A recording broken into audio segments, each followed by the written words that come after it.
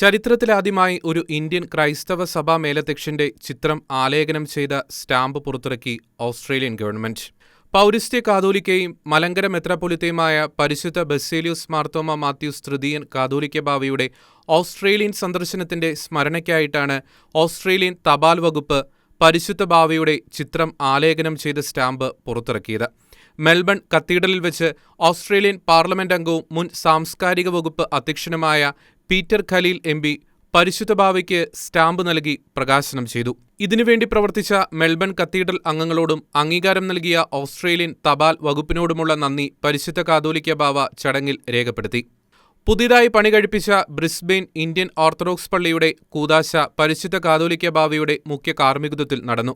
അഭിവന്ദ്യ doctor Yuhanon Mar Dioscorus മെത്രാപ്പൊലീത്ത, അഭിവന്ദ്യ Geevarghese Mar പീലിക്സിനോസ് മെത്രാപ്പൊലീത്ത എന്നിവർ സഹകാർമ്മികത്വം വഹിച്ചു. Melbourne കത്തീഡ്രലിൽ നടന്ന സ്വീകരണ ചടങ്ങിൽ വിവിധ സഭാ മേലധ്യക്ഷന്മാരും രാഷ്ട്രീയ നേതാക്കളും പങ്കെടുത്ത് പരിശുദ്ധ പിതാവിനെ അനുമോദിച്ചു. സീറോ മലബാർ സഭയുടെ മെൽബൺ രൂപതാധ്യക്ഷൻ മാർ ബോസ്കോ പുത്തൂരും ചടങ്ങിൽ പങ്കെടുത്തിരുന്നു.